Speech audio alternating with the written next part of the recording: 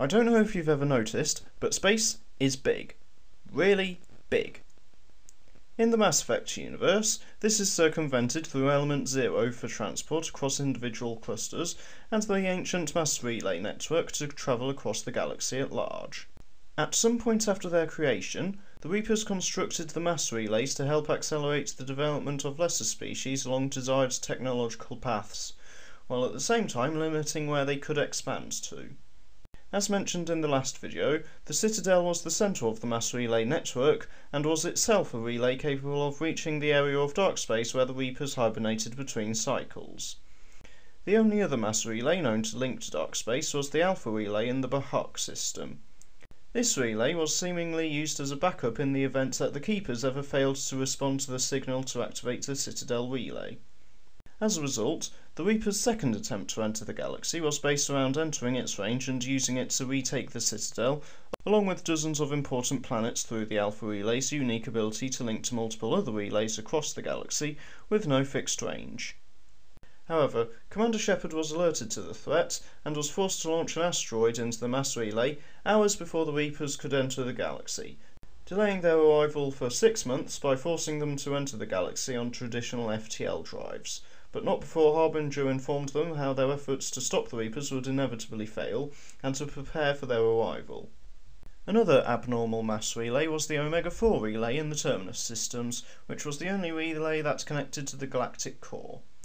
This made it impossible for regular ships to safely make it to the other side, as any that passed through were likely annihilated by the conditions almost immediately after exiting the connecting relay. There were several in the Terminus systems who had attempted to pass through the Omega-4 relay, but none were ever seen again, and thus the galaxy had no idea what was on the other side of it. After the fall of the Protheans, most of the remaining husks were modified and placed in a base on the far side of the relay to act as Reaper puppets, using a specialised IFF system to freely travel between the core and the Terminus systems. In the modern cycle, activation of mass relays with unmapped connections became outlawed by the Citadel Council after Solarian scouts inadvertently came across the Rachni and triggered the Rachni Wars, which had extreme ramifications on the galaxy. By contrast, upon discovering a mass relay encased in ice in the Sol system in 2149, humanity began to rapidly activate and explore every relay they came across, establishing colonies at Terra Nova, Eden Prime, Shang-Chi, and several other planets.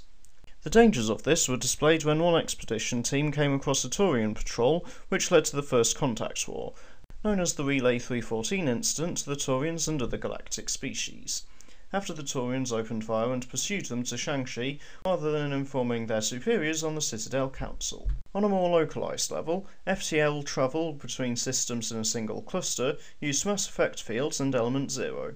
Mass effect fields were one of the most widespread technologies in the galaxy and was able to be used in every type of technology, from starships to toothbrushes. Along with being used for FTL and other technological advances, Element Zero was able to grant organics control over dark matter through biotics. On a basic level, biotics allowed a user to move objects with their minds through the use of implants for refined control, with the highest level of this group of abilities being Singularity. Within the Systems Alliance specializations, 3 of them utilized biotics: Adept, Sentinel, and Vanguard, with these titles being applied to most other species in Council space.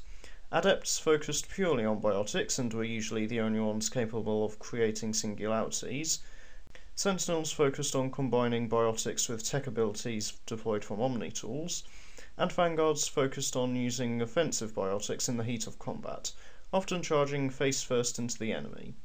Aside from the Asari, the use of biotics by other species often fitted within the same categories, even if the use of biotics varied from species to species.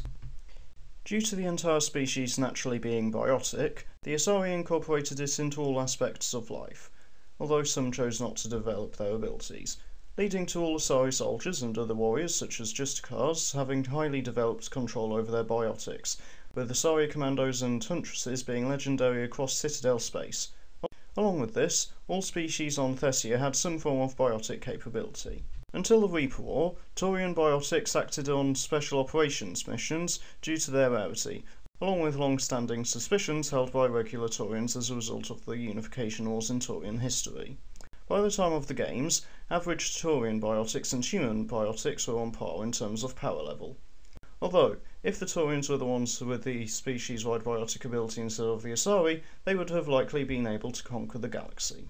Although never seen, Solarians did have the ability to develop biotics. However, this was extremely uncommon for the species, and thus were kept out of dangerous roles, not even being deployed alongside other species in the war against the Reapers. Due to not discovering the full effects of Element Zero until after coming across the Citadel species, biotics were still not fully understood by humans by the time the species had joined the Citadel Council. This led to early human biotics having various issues, such as migraines and other side effects from early biotic implants, as shown by Caden and Lenko in Mass Effect 1, and rogue groups like Cerberus conducting extreme experiments to test the limits of biotic capabilities, while biotics as a whole generated various forms of mistrust from those who didn't have such abilities and thus didn't fully understand them.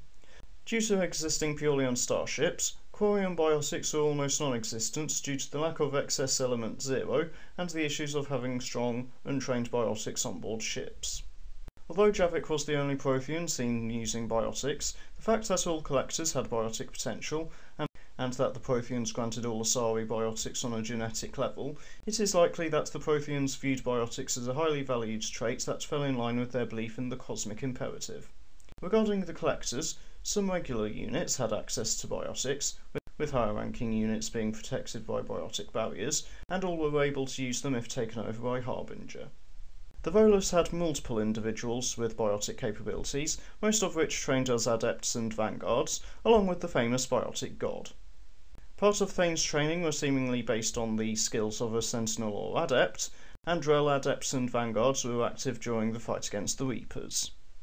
Once the remaining Batarians joined the other species against the Reapers, examples of all three subclasses were seen, although referred to with different names. Batarian Slashers being equivalent to the Adepts, Batarian Enforcers being equivalent to Sentinels, and Batarian Brawlers equivalent to Vanguards. Rex and other Krogan Battlemasters used biotics.